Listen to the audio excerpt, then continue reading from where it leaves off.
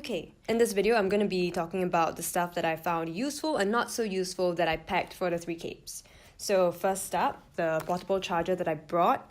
And this was actually very useful because even though there were 12 USB charging ports at each of the huts, there were about 30 of us in the group. There aren't enough ports for everybody, and some people have multiple devices. And also the charging ports at the cabins, they don't charge very fast. It's a bit heavy, but it's worth it. This head torch, definitely a must bring. There are no lights in the cabins at all, and the passageways outside of the common areas leading to the toilets and all that, they have no lights. The toilets have no lights either, so you will definitely need this when you're moving around. What else? So the sleeping bag that I brought, according to the guidelines, it was recommended that you bring a sleeping bag temperature rating of -5. But the one that I brought over from Singapore, I bought from Decathlon, was a comfort rating of 10 degrees, but a limit of 5 degrees. So it was kind of the opposite because it was like +5, but the recommended was like -5. In preparation for that, I bought a sleeping bag liner. Increases the temperature rating a little, and that for me was comfortable enough because I wore a set of base layers and then I slipped into the sleeping bag liner and then the sleeping bag. So that was comfortable enough for me. Earplugs. Yeah, you would definitely want to bring some of those. Because the cabins, although the rooms are split into like 4 share or 8 share, they're all somehow connected at the top. Like you can hear what goes on in the other cabin really clearly. So when people are having like conversations, you can actually like, it's not eavesdropping if they're speaking really loudly. You need earplugs because there will definitely be snorers. Just bring them. You'll thank me. I'm actually scrolling through my own video right now to see what I actually brought because I can't remember. Yeah, so there is a shower at the second cabin that you're staying at. So you'll get to shower on day 2. Yeah, day 2 night, you'll get to shower. So you might want to bring some soap, but don't bring too much because it's heavy.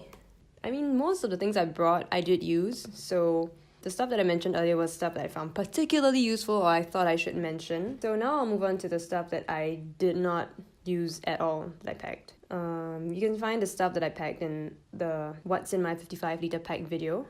First thing that I did not use at all were the gloves. There were occasions that I could have used it, like when we woke up early to catch the sunrise at Munro Cabin, which was on day 3, if I'm not wrong. It was just a short while, and I just kept my hands in my pocket, so some people did use gloves, but I didn't think it was absolutely necessary. The gaiters that I said that I might want to bring if I had space, in the end I did bring them. I did use it since I brought it. It wasn't very heavy or bulky or anything like that, so I just kept them on my legs the whole time. It did keep like rocks or like tiny pebbles or dirt from entering my shoe. Kept my shoes and socks a little cleaner, I guess. Oh yeah, I didn't really use my GoPro much on the trip, so I could have not brought it actually. Oh, extra clothes. I brought way too many. If I could pack for this trip all over again. Yeah, basically you just need 2 sets of clothes. One for the day and one to sleep in at night. Ooh, and for food, I wish I packed more on-the-go lunches rather than stuff that you'd have to actually cook. I didn't really account for that. So my lunches were like mac and cheese or rice and salmon. What I did was to cook it in the morning during breakfast and then pack it in a Ziploc bag and bring it along. But by the time I got to eat it, it was cold. So maybe a better option would be wraps. I saw a lot of other hikers having wraps, so that's something to consider. I didn't really consider breakfast either, so I just had a cup of soup and some snacks to like sort of tide me through until lunch.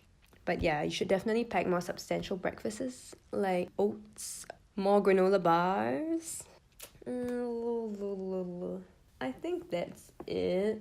As for my pack, right, the 55-litre Gregory pack that I was carrying, the red one, size-wise, it was still alright. Make sure your pack is fitted properly before you go on the hike, because if not, it can get really uncomfortable and you have to manage your physical condition for 4 days. So if after the first 2 days you find that your back is aching or like because your pack wasn't fitted properly, then you're not really going to enjoy the hike as much. So make sure the weight of your pack is on your hips and not entirely on your shoulders. And yeah, you should have a comfortable ride.